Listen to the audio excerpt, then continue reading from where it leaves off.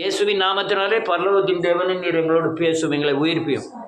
தேவனுடைய ராஜ்யம் ஒவ்வொருவருக்கும் கட்டி எழுப்பப்பட தேவன் அனுகிரகம் பண்ணும். வழி நடத்துங்க, பலப்படுத்துங்க. இயேசு மூலம் ஜெபிக்கிறேன் தகப்பனே, ஆமென். இன்றைக்கி நான் சொல்ல போகிற காரியங்கள் கொஞ்சம் புரிந்து கொள்கிறவர்களுக்கு பலமாக இருக்கும், புரியாதவங்களுக்கு புரியாமலே இருக்கும். என்னென்னா, கிருபாசனத்தை குறித்து சொல்ல போகிறேன். ஏற்கனவே இந்த கிருபாசனத்தை குறித்து 2-3 மாதம் முந்தி சொல்லியிருக்கேன். இப்பவும் அந்த கிருபாசனத்தை குறித்து தான் சொல்ல போகிறேன். கிருபாசனம் என்றால் என்னென்னா, கிருபையை பெறக்கூடிய ஒரு ஆசனம், அதாவது சீட். கிருபை யாருக்கு கிடைக்கும்னா, தகுதி இல்லாதவனுக்கு கொடுக்கப்படுகிற இரக்கத்தின் பேர் கிருபை. தேவன் பாவிகளை எல்லாரையுமே எல்லா மனுஷனையும் பாவிகள் என்று பாவத்துக்குள்ளே அடைத்து போட்டார்னு வேதம் சொல்லுகிறது. அப்போ பாவிங்கிற உணர்கிற எல்லாருமே கிருபையை பெற்றவர்கள் இயேசுவின் நாமத்தினாலே. ஆனால் நம் கிருபையின் வளர்ச்சி இருக்குது, கிருபையின் முதிர்ச்சி இருக்குது. நம்ம ஒவ்வொரு காரியங்கள் நடத்த போகும்போதும், பிசாசை ஜெயிக்க போகும்போதும், உடம்பில் உள்ள வியாதிகளை நீங்குவதற்கும், ஆவிக்குரிய ஆசீர்வாதம் பெறுவதற்கும் நமக்கு கிருபை தேவை.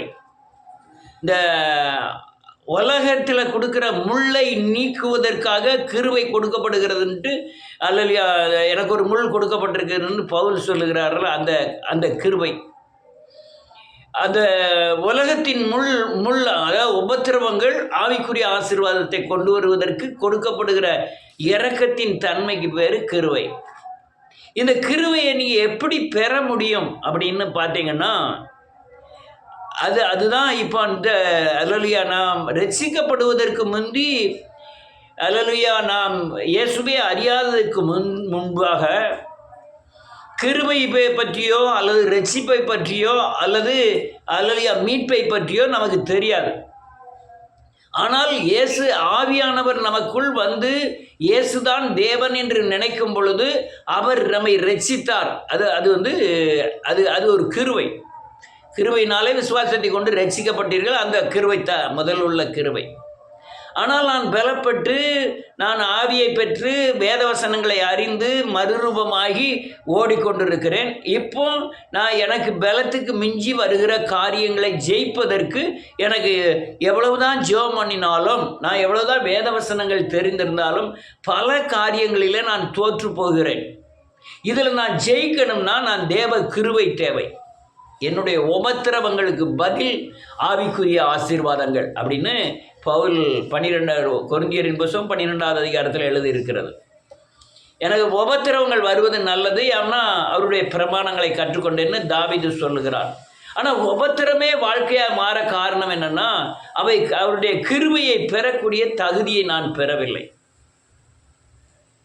அநேகர் என்ன நினைக்கிறாங்க, இது ஆலயத்தில் ரொம்ப கிருபைகள் பெறும், பலிபீடத்தை யாரும் தோற்றாதீங்க, சின்ன பிள்ளைகள் மீச்சிடக்கூடாது அப்படின்லாம் ரொம்ப பேசுகிறாங்க. அங்கே கிருபை கிடைக்கக்கூடிய இடம் ஆலயம். ஒரு வசனத்தை வாசிப்போமே, யாராவது செல்லில் வாசிக்கணும். எரேமியாவின் புஸ்தகம் 7வது அதிகாரம்.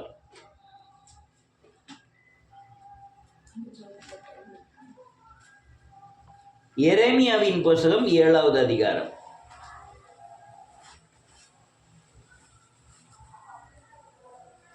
நின்னுங்க, ஒரு நிமிஷம் நான் கண்ணாடி எடுத்துக்கிறது. ரொம்ப முக்கியமான செய்தி, கொஞ்சம் கவனமாக கேட்கறது நல்லது. நானும் கர்த்தர் இரக்கம் செய்வாராக, சரியானபடி போதிப்பதற்கும் கர்த்தர் அனுகிரகம் பண்ணுவாராக. 1லேருந்து வாசிக்கலாம். 7வது அதிகாரம் 1வது வசனத்திலிருந்து. வசனம்,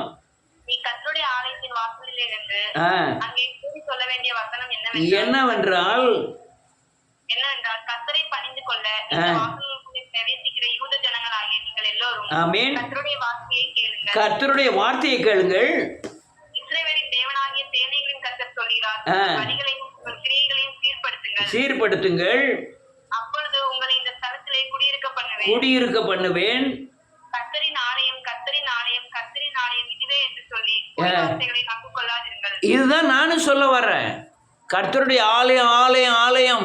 இப்போ புதுசாக ட்ரெண்ட் என்னன்னா ஆராதனை ஆராதனை ஆராதனை. ஆலயம் ஆலயம். டவர் கட்டுவதென்ன, ஜோடிப்பதென்ன, அல்லலியா லைட்டுகள் போடுவதென்ன, அல்லலியா இந்த மொசைக் போடுவதென்ன, ஏகப்பட்ட காரியங்களை அலங்கரிக்கிறார்கள் சபைகளை. ஏன்னா நான் டவர் கட்டி கொடுத்தா எனக்கு கிருபை கிடைக்கும், நான் சர்ச்சுக்கு இவ்வளோ ரூபா கொடுத்து பில்டிங் எழுப்பிட்டோம்னா எனக்கு கிருபை கிடைக்கும் அப்படின்னு அநேகர் நினைக்கிறாங்க. அதெல்லாம் பழைய ஏற்பாடுகள். கர்த்தருடைய ஆலயம் என்னது? நீங்கள் தான் அந்த ஆலயம்னு ஆண்டவர் சொன்னார். கர்த்தருடைய ஆலயம் ஆலயம் ஆலயம். எப்போ பயங்கரமான காரியங்கள். டவர்லாம் ஒரே மனுஷன் ஒரு டவரை பூரா கட்டி கொடுத்துருவார். ஆனால் அவர் ஊரில் என்ன செய்வார்? ஒரு கட்சியில் பெரிய மெம்பராக இருப்பார், ஜாதியில் ஒரு பெரிய மெம்பராக இருப்பார், வியாபார சங்கத்தில் பெரிய மெம்பராக இருப்பார், அல்லலியா வட்டி கொடுக்கறதுல பெரிய மெம்பராக இருப்பார். அவர் அந்த டவரே கொடுப்பாரு. நான் என்ன சொல்கிறேன்னா, ஒரு குச்சி வீட்டில் வச்சு நம்ம ஆராதித்தால் தேவன் வரமாட்டாரா? ஒன்று அல்லலியா நன்றி. இதெல்லாம் வெளிப்புறமான கிரியைகள். இதெல்லாம் ஆலயத்தில் தேவன் வாசமாக இருக்கிறார். அப்புறம் தாவீது போய் சொல்கிறான், ஆண்டவரே நான் கேதுரு மரத்தினால் உண்டான அரண்மனையில் குடியிருக்கிறேன், என் தேவனுடைய அல்லலியா உடன்படிக்கை பெட்டி வெயிலையும் மழையிலையும் நனைஞ்சிக்கிட்டு இருக்கு, அதனால் நான் தேவனுக்கு ஒரு ஆலயத்தை கட்ட போகிறேன் அப்படிங்க. உடனே ஆண்டவர் சொன்னார், நான் அல்லலியா நான் எனக்கு வான சிங்காசனம் பூமி பாதப்படி, நீ எனக்கு எப்பேற்பட்ட ஆலயத்தை கட்ட போகிற அப்படின்னார். ஆனாலும் அவன் விடலை. கடைசியில் உன் கைகள் தீட்டுப்பட்டிருக்கு, நீ கட்டக்கூடாது, உன் பையன் சாலமோன் கட்டுவார் அப்படின்ட்டார். சாலமோன்ட்டி ஆண்டவர் சொன்னது இது கட்டவும் இடிக்கவும் அல்லலியா நிற்கவும் அல்லலியா இதுக்கு தான் இது சாட்சியாய் மாறும்னு சொல்லிட்டார்.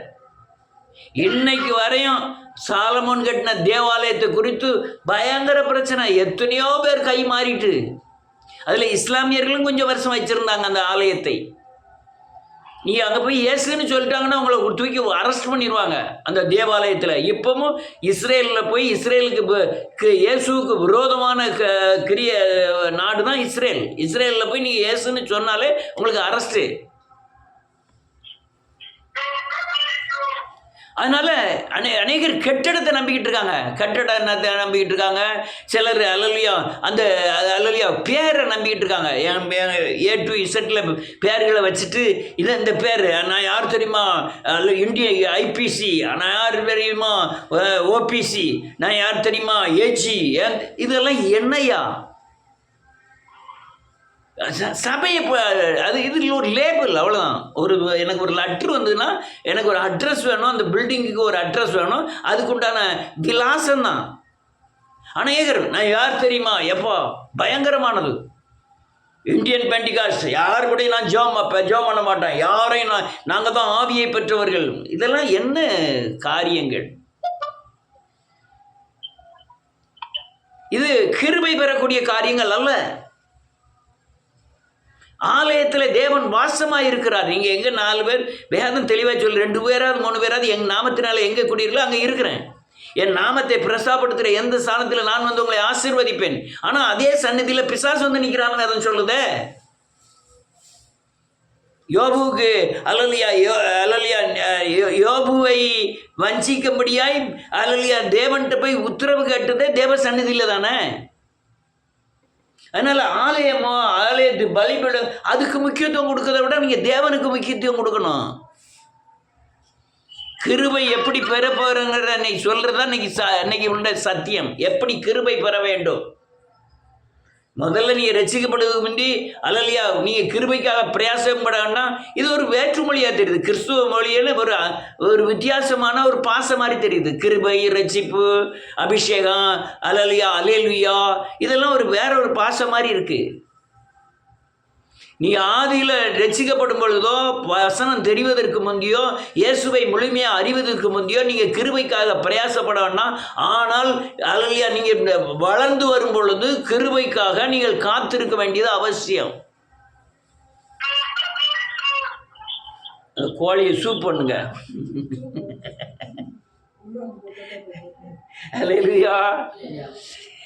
இந்த கிருபையை பெறணும். அதுக்காக தான் தேவன் ஆசரிப்பு கூடாரத்தை உங்களுக்கு அடையாளமாக வைத்தார்.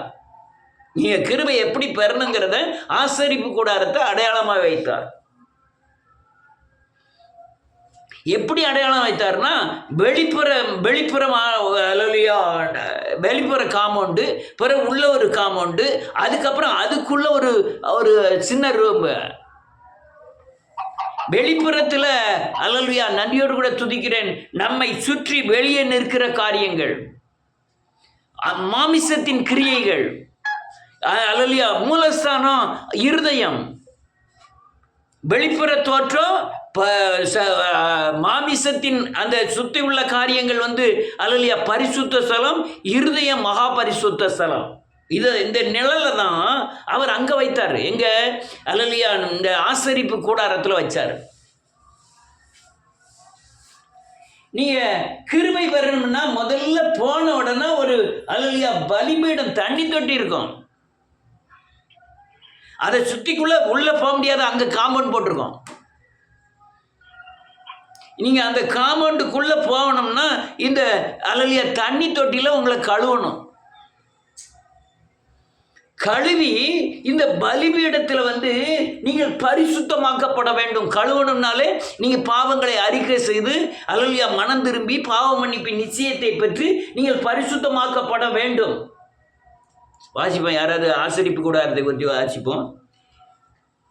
யாத்திராகமத்தின் புத்தகம் 25வது அதிகாரம்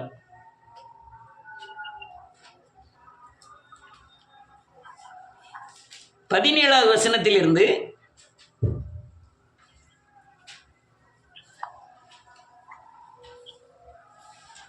யாரா வாசிங்க.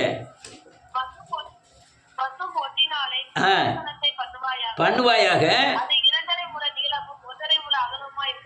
இருக்க கடவுது. வாசி கடகடன் வாசி.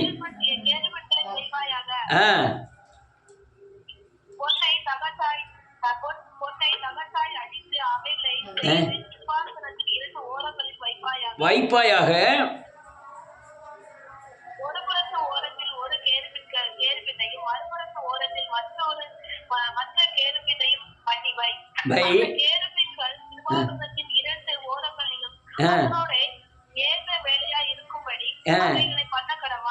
ரொம்ப வாசிக்கலாம். இப்போ நேரம் இல்லை, ஒரு நிமிஷம் போதும்.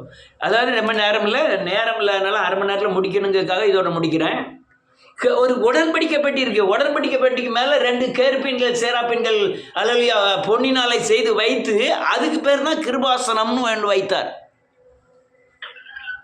நீங்க முதல்ல அல்லேலூயா ஆசரிப்பு கூடாரத்தில் போவதுக்கு முந்தி அல்லேலூயா உங்களை கழுவணும். நீங்க மனம் திரும்பி பாவ மன்னிப்பின் நிச்சயத்தை பெற வேண்டும்.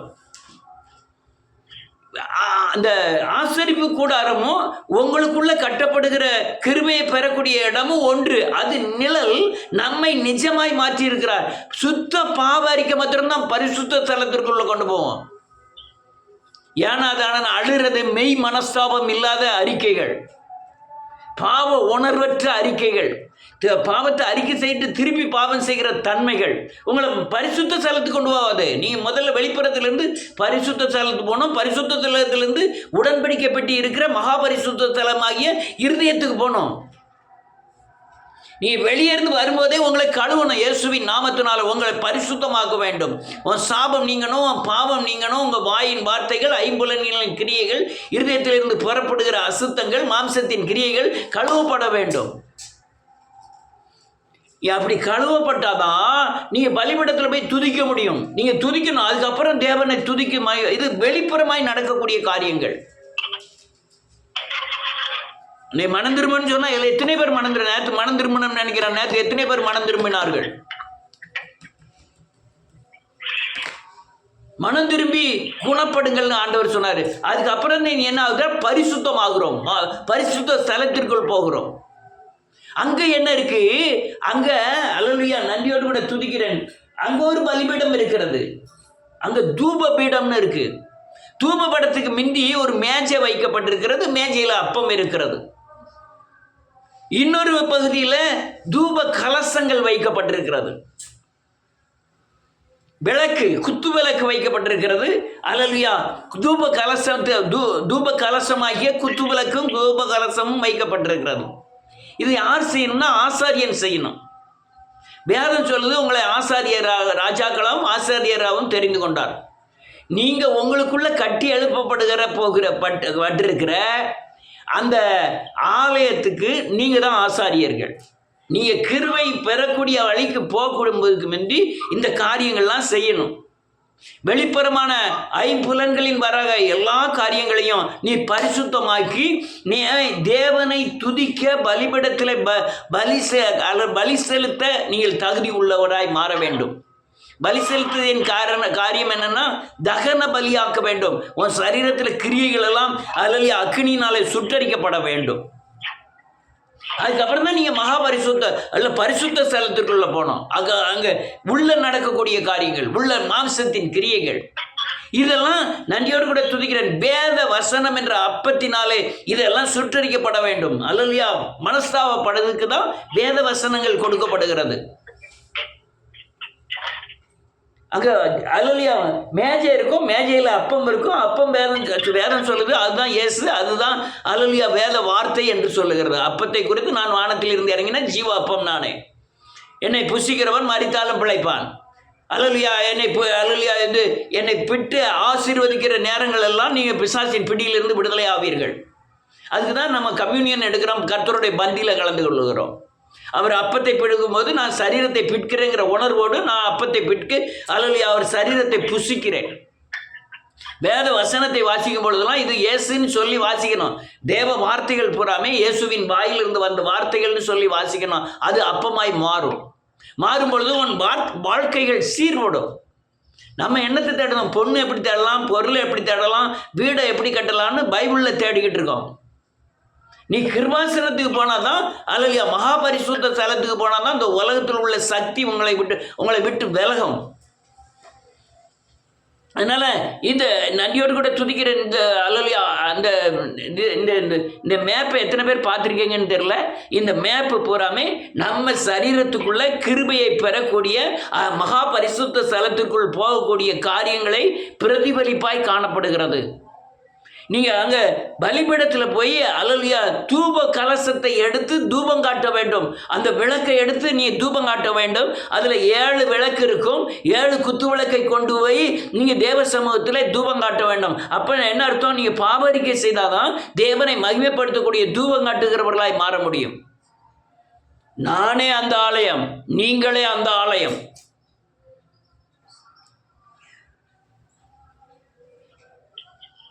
அல்லேலூயா. நீங்கள் அந்த ஆலயத்துக்குள்ளே போனோம்னே அல்லையா இந்த முதல்ல ஞாபகம் இருக்குன்னு நினைக்கிறேன். திரும்பவும் உங்களுக்கு ஞாபகப்படுத்த விரும்புகிறேன். நீங்கள் முதல்ல போகும்போது உங்களை தண்ணி தொட்டி இருக்கும். தண்ணி தொட்டி என்பது நீங்கள் பாவரிக்கை செய்து உங்களை கழுவுறது. அதுக்கப்புறம் பலிபீடம் இருக்கும். அதில் உங்களை சரீரங்களின் கிரியைகளை கண்ட துண்டமாக வச்சு கை செய்கிற கிரியைகள், கண் செய்கிற கிரியைகள், வாய் செய்கிற கிரியைகள் எல்லாம் அறிக்கை செய்து நீங்கள் பட்டவுடனே தான் பரிசுத்த ஸ்தலத்துக்குள் போக முடியும். பரிசுத்த ஸ்தலத்தில் அப்பமாகிய வேதவசனம் இருக்கும். வேதவசனத்தை எடுத்து புசிக்கணும். அல்லையா வேதவசனத்தை வாசிக்கணும். வேதவசனத்தின்படி நடக்கணும். நடந்த பிறகு நீங்க அல்லையா நன்றியோடு கூட துதிக்கிறேன். அந்த பலிபீடம் இருக்கும், உங்க விளக்கு இருக்கிறது, அது 7 குத்து விளக்கா இருக்கும். அந்த குத்து விளக்கை எடுத்து தூபம் காட்ட வேண்டும். அப்படி தூபம் காட்டுதல் என்பது துதி, ஸ்தோத்திரங்கள், தேவனை மகிமைப்படுத்துகிற காரியங்களை சொல்லி அதிகமாக ஜெபம் பண்ண வேண்டும். வேத வசனம் வாசிக்காம நீங்க பரிசுத்த ஸ்தலத்துக்குள்ள போக முடியாது. வேதவசனத்தை கை கொள்ளாமல் நீங்கள் மகாபரிசுத்த ஸ்தலத்துக்குள்ளே போக முடியாது. மகாபரிசுத்த ஸ்தலத்தில் என்ன இருக்குன்னா, அங்கே போனால் தான் நீங்கள் கிருபையே பெற முடியும். அதுதான் கிருபாசனம். உங்களுடைய இருதயத்துக்கு அல்லையா உங்களுக்கு உங்கள் இருதயத்தில் இயேசு கிறிஸ்து வீற்றிருந்தாருன்னா, உடன்படிக்கை பெட்டி உங்களுக்கு உள்ளே இருந்ததுன்னா அதுதான் கிருபாசனம். அதான் மகா பரிசுத்த ஸ்தலம். அல்லேலூயா. அதுதான் மகா பரிசுத்த ஸ்தலம். இந்த பரிசுத்த ஸ்தலத்துக்கு நீங்க உள்ள பிரவேசிக்க வேண்டும். வாசிக்கலாம். எபிரேயரின் புத்தகம் 4வது அதிகாரம் 14 இருந்து வாசிக்கலாம்.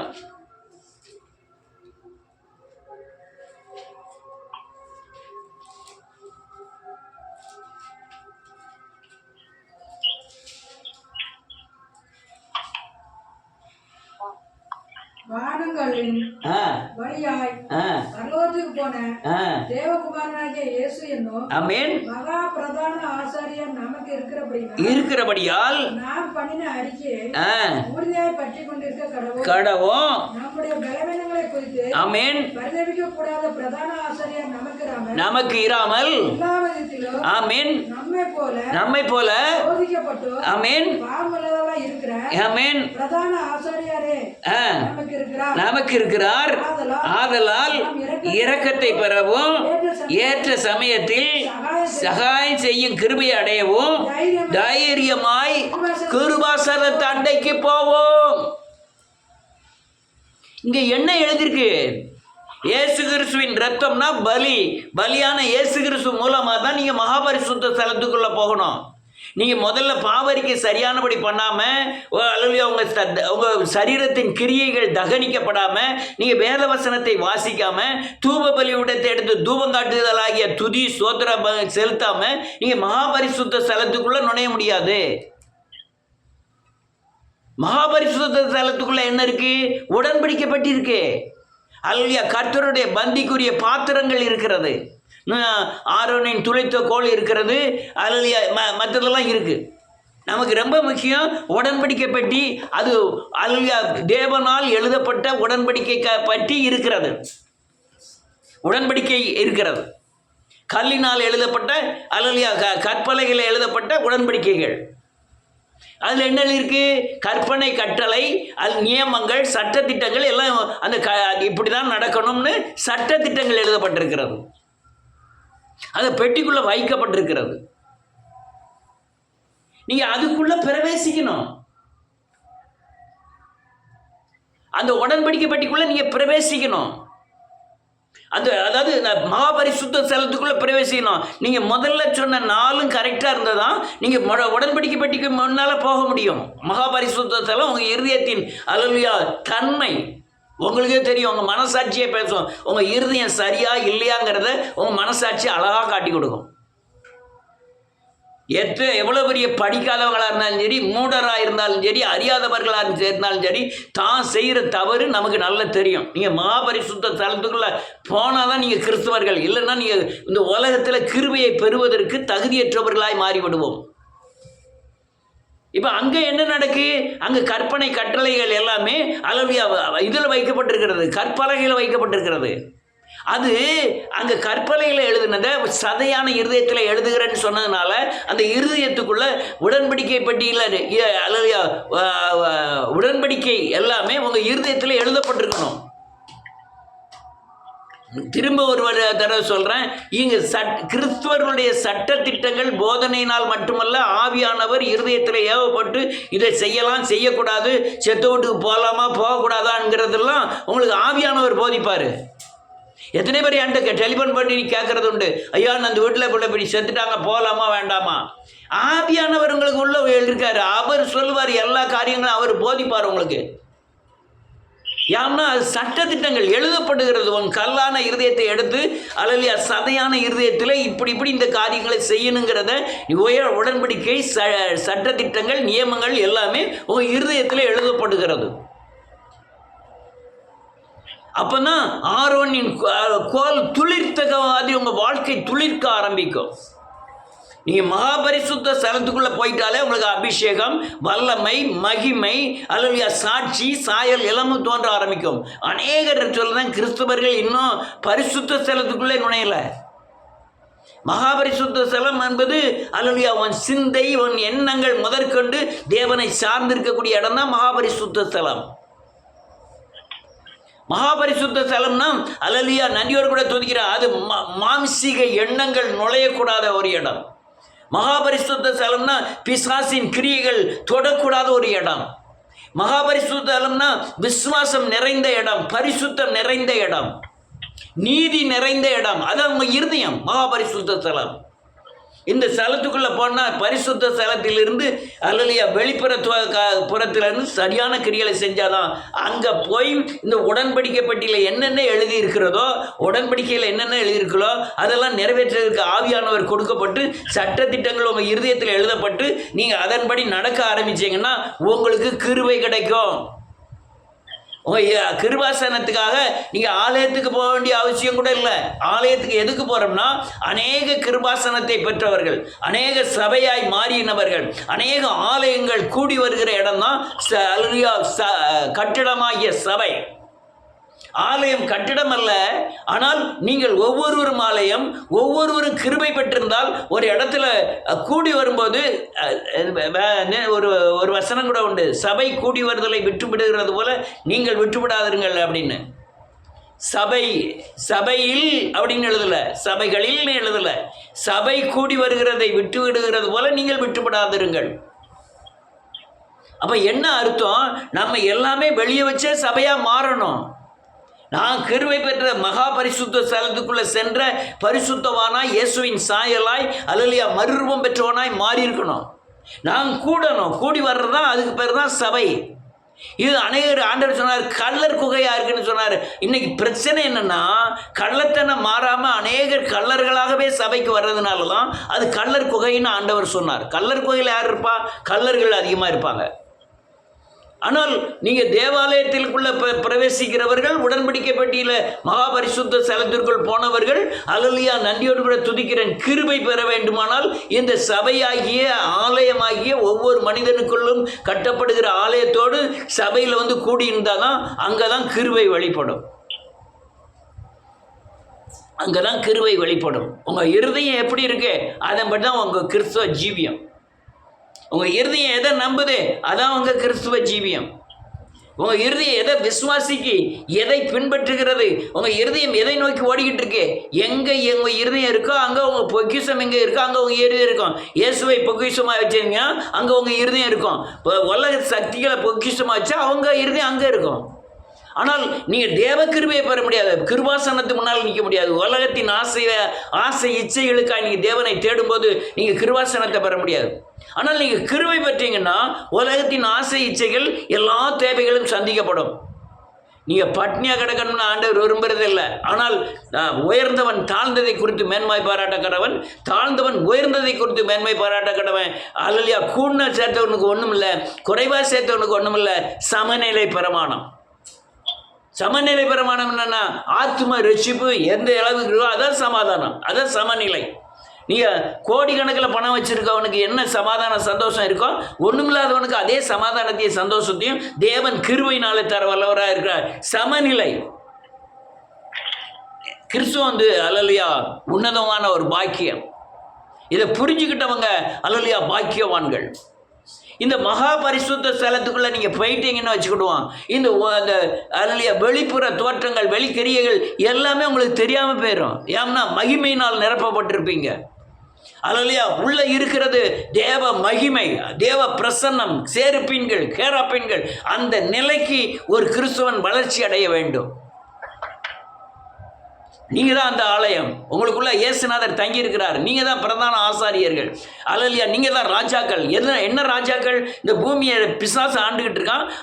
அந்த பிசாசை ஜெயிக்கக்கூடிய, பிசாசை ஆளக்கூடிய சக்தி நான் மகாபரிசுத்த ஸ்தலத்துக்குள்ளே போனதுனால கிடைக்கிறதுனால உலகத்தை ஆளுகிற பிசாசை ஜெயிக்கிறவன் ராஜா. உங்களுக்குள்ளே இருக்கிற தேவனை நீங்கள் மகிமைப்படுத்தினா நீங்கள் ஆசாரியர்கள். நீங்கள் மகாபரிசுத்த ஸ்தலத்துக்குள்ளே எப்படி போகிறீங்களோ அங்கே போய் அனுபவிக்கிற காரியங்கள் இந்த உலகத்தின் காரியங்களுக்கு பெரிய வித்தியாசமாய் காணப்படும். எத்தனை பேருக்கு புரியுதோ என்னமோ தெரியல. இது ரொம்ப முக்கியமான ஒரு பாடம். நான் இதை யூடியூப்பில் போட்டிருப்பேன், அடுத்த நாளும் கேட்டுக்கிடுங்க. இது ரொம்ப முக்கியமான பாடம். ஆலயத்தை போய் அப்படியே ரொம்ப கனம் பண்ணுவார்கள். அது இப்போ என்கிற தவறான காரியங்கள். புதிய ஏற்பாட்டில் ஆண்டவர் சொல்லிட்டார், நீங்கள் தான் ஆலயம், மகா பரிசுத்த ஸ்தலம் நீங்கள் தான், தேவன் தங்கும் ஆலயம் நீங்கள் தான். அல்லேலூயா, உடன்படிக்கை பெட்டி உங்களுக்குள்ளே தான் இருக்குது. அல்லேலூயா, தூப பீடம் உங்களுக்குள்ளே தான் இருக்குது. அல்லேலூயா, தூப கலசம் உங்களுக்குள்ளே தான் இருக்குது. பலிபீடம் உங்களுக்குள்ளே தான் இருக்குது. கழுவுற தொட்டி, தண்ணீர், ஆவியானவர் தான் கழுவுகிறவர். இப்படிலாம் எல்லாமே உங்களுக்குள்ளே எல்லாத்தையும் மாற்றிட்டாரு. அதனால் ஒரு மகா பரிசுத்த ஸ்தலத்துக்குள்ளே எப்பவும் தங்கி இருக்க பலத்தை நீங்கள் பெற்றீங்கன்னா உங்களுக்கு கிருபை எப்பவுமே கிடச்சிக்கிட்டு இருக்கோம். அதுதான் இயேசு மரித்து அல்லேலூயா அந்த மகா பரிசுத்த ஸ்தலத்திற்குள்ளே போனார். அவர் பூமியில் இருக்கும் பொழுது எல்லா மனுஷனுடைய வெளிப்புற காரியங்கள் எல்லா பாவிகளை ரட்சிக்க கிறிஸ்து வந்தார். எல்லா மனுஷனுடைய பாவத்தையும் சாபத்தையும் அவர் பூமியில் சுமந்து தீர்த்தார். எப்படி கழுவுறதுக்கு தொட்டி இருக்கோ அதே மாதிரி கழுவுறதுக்கு தான் அவர் சுமந்து தீர்த்தார். அல்லேலூயா. அல்லேலூயா. பலியானார், நமக்காய் பலியானார் இயேசு கிறிஸ்து. நமக்காய் நீங்கள் ஒவ்வொரு உங்கள் சந்ததியில் உங்கள் தலைமுறைகளில் தொடர்ந்து வந்த சாபத்தின் கிரியைகளை அவர் சிலுவையில் தண்டனையை ஏற்று அவ்வளோத்தையும் முறியடித்தார். விசுவாசித்து நீங்கள் அறிக்கை செய்தால் ஜெயிப்பீர்கள். இந்த காரியத்துக்காக இயேசு என் தண்டனையை ஏற்றுக்கொண்டார் அப்படிங்கிற விசுவாசித்து நீங்கள் அறிக்கை செய்தீங்கன்னா சாப பிடியிலிருந்து விடுதலை ஆவீர்கள். அதெல்லாம் உங்களுக்கு ஆத்தும கண்கள் முன்பாக வரணும். கலாத்தியர் 3:1 எழுதியிருக்கு, பிரதேசமாய் உங்கள் கண்களுக்கு முன்னால் தெரியலையான்னு. அது உங்கள் ஆத்தும கண்கள் முன்பாக வரணும். சிலுவை கோர காட்சிகள். மனந்திருமணம் அழுது மனந்திருமம் உன் கண்ணின் நீச்சையிலிருந்து, வாயின் பேச்சுகளிலிருந்து, இருதயத்தின் யோசனைகளிலிருந்து, முற்பிதாக்கள் செய்த கொலை, அல்லேலூயா, விபச்சாரம், வேசித்தனம் எல்லாத்துக்கும் நீங்கள் சுத்த மனம் திரும்புதல் இயேசு கிறிஸ்து செய்த தண்டனையை ஏற்றுக்கொண்டாருங்கிறத விசுவாசி நீங்கள் அறிக்கை செய்யணும். அதுக்காக தான் அந்த வெளிப்புற தோற்றங்களுக்கு தான் அவர் கல்வாரி சிலுவையில் அடிக்கப்பட்ட காரியங்கள், அந்த வெளிப்புற காரியங்கள் நீங்கள் கழுவக்கூடிய இடம் அதுதான். அதுவும் அல்லேலூயா. ஆதியாகமத்தின் புத்தகம் 15வது அதிகாரம் அல்லேலூயா 15வது வசனத்துக்கு அப்புறம் பார்த்தீங்கன்னா அல்லேலூயா மிருகங்கள்லாம் கொண்டு வந்து, பட்சிகள்லாம் கொண்டு வந்து கண்ட துண்டமாக வெட்டி வச்சு தீய வச்சிட்டான் இயேசுவின் நாமத்தினால. அதே மாதிரி ஆவியானவர்னால் சுடப்பட வேண்டும். உங்களுடைய சரீரத்தின் கிரியைகள் சுடப்பட வேண்டும். அப்படிதான் இயேசுநாதர் சிலுவை என்ற பலிபீடத்தில் தன்னுடைய சரீரத்தை வைத்து அந்த அக்கினியினால் சுட்டரிக்கப்பட்டார். ஆக்கினை தீர்ப்படைந்தார்னு வேதம் சொல்லுது. கொஞ்சம் வேகமாக சொல்ல போய் தான் உலகாது முடிஞ்சது, இல்லைன்னா நேரம் ஆகும். ஆக்கினை தீர்ப்படைந்த அக்கினி அதாவது வேதனை அப்படிங்கிற அதை கொண்டு போய் அல்லேலூயா எல்லா உலக மொத்த மனுஷனுடைய பாவத்தையும் சாபத்தையும் பலியாகி சுமந்து தீர்த்தார். நான் கடைசி மனுஷன் அல்லேலூயா நரகத்துக்கு போகிற மனுஷனுக்கு உள்ள சாபத்தையும் கூட கர்த்தர் அல்லேலூயா சிலுவையில் சுமந்து தீர்த்திருக்கிறார். அப்போதான் அவர் என்ன செய்கிறாரு? பரிசுத்த ஸ்தலத்திற்குள் போகிறார். பரிசுத்த ஸ்தலத்தில் இருந்து வார்த்தையை அனுப்புகிறார். நீங்கள் அல்லேலூயா அநேக வார்த்தைகள் உங்களை உயிர்ப்பிக்கும். அது அப்பம், ஜீவ அப்பம். இந்த அப்பம் அல்லேலூயா எல்லா நேரத்துக்கும் பயன்படும் இயேசுவின் நாமத்தினாலே. நானே வானத்திலிருந்து இறங்கின ஜீவ அப்பம், என்னை புசிக்கிறவன் மரித்தாலும் பிழைப்பான்றார். அந்த அப்பத்தை பிட்டு நாம் கர்த்தர் கம்யூனியன் எடுக்கிறோம்.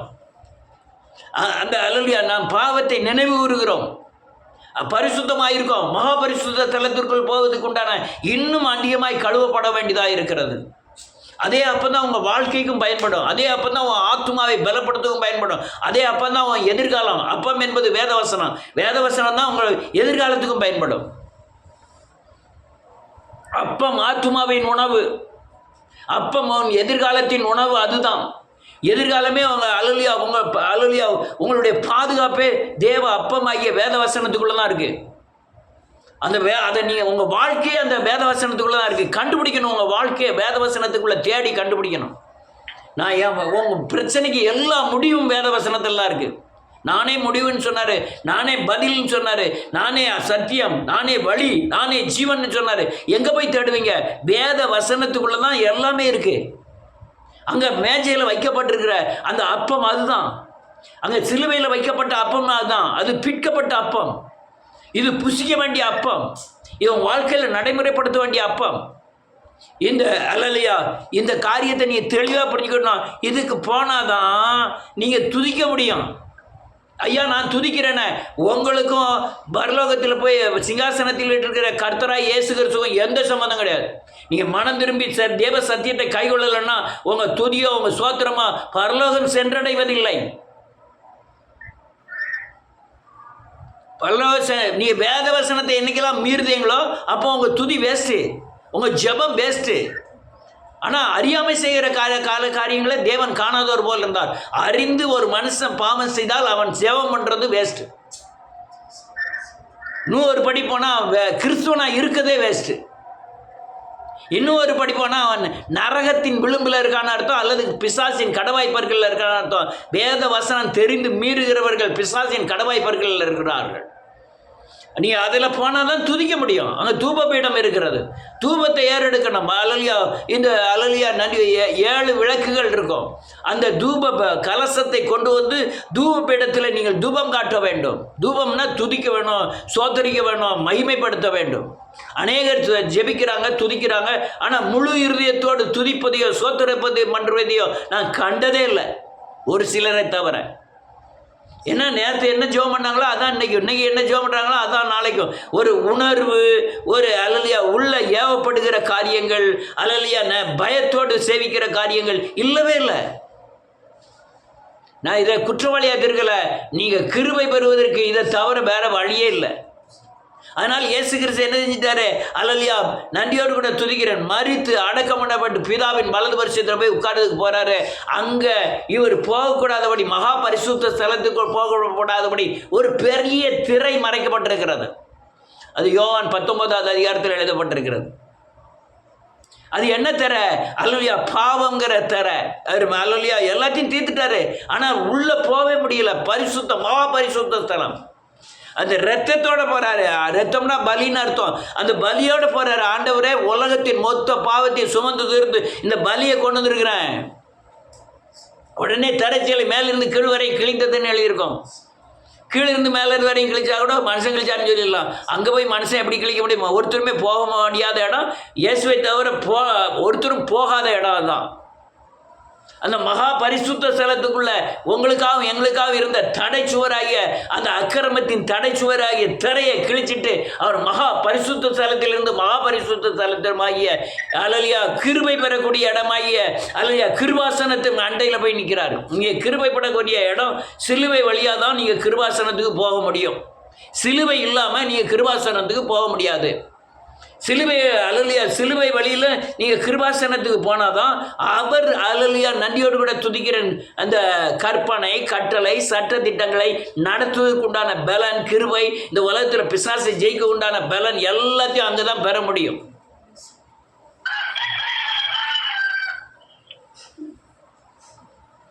ரொம்ப முக்கியமான காரியங்களை சொல்லிட்டு வர்றேன். இந்த மகா பரிசுத்த ஸ்தலத்துக்கு முந்தி இருக்கிற திரையை எத்தனையோ பேர் கிளைக்கல, ஆண்டவர் கிழிச்சிட்டாரு. நீங்க விசுவாசித்து நீங்கள் அறிக்கை செய்து இயேசுவை அல்லேலூயா என்னை பின்பற்றி வாருங்கள் சொன்ன இயேசுவின் அச்சு அடையாளங்களை பின்பற்றி, அடிச்சுவடுகளை பின்பற்றி, அதுக்கு அந்த திரையை கிழிக்கும் போது நீங்களும் உள்ள போனாதான் நீங்க மகாபரிசுத்த ஸ்தலத்திற்குள் போக முடியும். அங்க யார் இருக்கா? ராஜாதி ராஜாவைய, கர்த்தாதி கர்த்தாவைய, கர்த்தராகிய இயேசு கிறிஸ்து இருக்கிறார். இவர் வலது பரிசத்தில் இருக்கிறார். பாரிசம் என்பது பக்கம்னு அர்த்தம். அவர் வலது பக்கத்தில் இருக்கிறார். 3 தேவன் அல்ல, 3 பேரும் ஒன்றா இருக்கிறாங்க.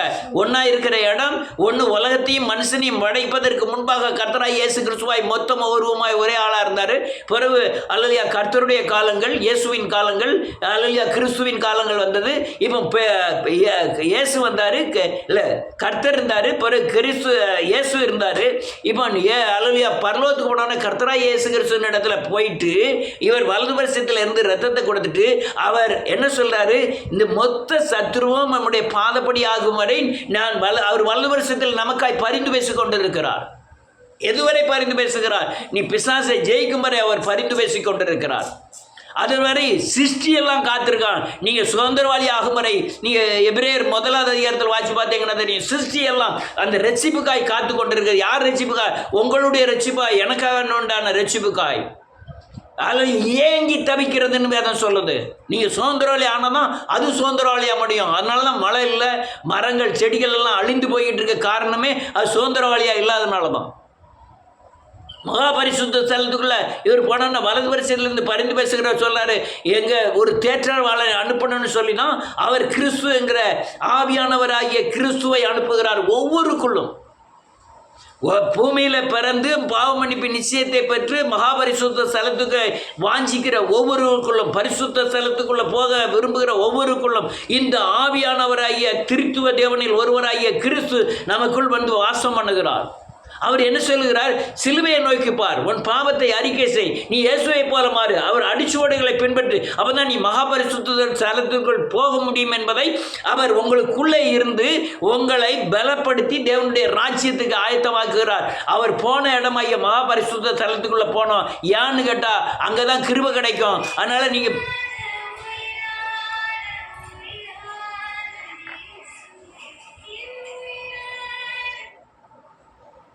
அங்கே போனால் தான் கிருபை கிடைக்கும். அப்போ நீ மரித்து அடக்கம் பண்ணப்பட்டு தான் அங்கே போனோம்ட்டு இல்லை. நீங்கள் இங்கே கிருபையை பெறக்கூடிய தகுதியை பெற்றீங்கன்னா அந்த கிருபாசனம் உங்களுக்கு முன்பாக இருக்கும். அநேக கிருபையை பெற்ற அநேகர், கிருபாசனத்தின் முன்பாக நிற்கிற அநேகர் ஒன்று கூடும்போது அந்த பரிசுத்த தேவன் இறங்கி வருகிறார்னு வேதம் சொல்லுது. பரலோகம் இறங்கி வந்தது. ஒரே ஒரு மனுஷனுக்கு இறங்கி வந்தது நம்ம பார்க்கிறோம். ஸ்தேவான்கிற மனுஷனுக்காக பரலோகம் இறங்கி வந்தது.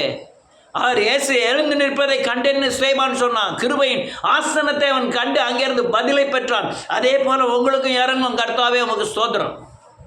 இதுதான் கிருபை பெறக்கூடிய வழிகள். அதனால் நன்றியோடு எதை பெறுகிறீர்களோ பெறலையா, அல்லையா, தகுதி இல்லாதவனுக்கு கொடுக்கப்படுகிற இரக்கத்தை பெற நீங்கள் சிலுவை வழியாய், மனம் திரும்புதல் வழியாய், பாவ மன்னிப்பு நிச்சயத்தை பெற்று கற்பனை கட்டளைகளை கைக்கொண்டு, அல்லையா, நீங்கள் அல்லையா வேதவசனத்தை பின்பற்றி, அல்லையா இயேசுவின் அடிச்சூடுகளை பின்பற்றினா உங்களுக்கு பரிசுத்த ஆவியானவர் கிடைப்பார். பரிசுத்த ஆவியானவர் சகல சத்தியத்துக்குள்ளும் நடத்தி உங்களை கிருபை பெறக்கூடிய இடத்துல இந்த பூமியிலே உங்களை கொண்டு போவார். அங்கே கிருபாசனத்தை, அந்த கிருபையை பெற்று நீங்கள் கிருபை பெற்றிருக்கணும். அவங்க கிருபை பெறக்கூடிய இடத்துக்கு போய் அவர் கிருபையை தந்து இந்த பூமியில ராஜாக்களும் ஆசிரியர்களும் உங்களை ஆசீர்வதித்து தேவன் இந்த உலகத்தில் உங்களால் ஜெயிக்கக்கூடாத காரியங்களாலே உங்களை நிரப்பி நடத்த வல்லவராக இருக்கிறார். இந்த காரியம்லாம் நடந்தாகணும். உங்களுக்கு ஒவ்வொருக்குள்ளே நடந்தாகணும். ஒவ்வொருவரும் தேவனுடைய ராஜ்யத்திற்காக எழும்பி பிரகாசிக்க வேண்டும்.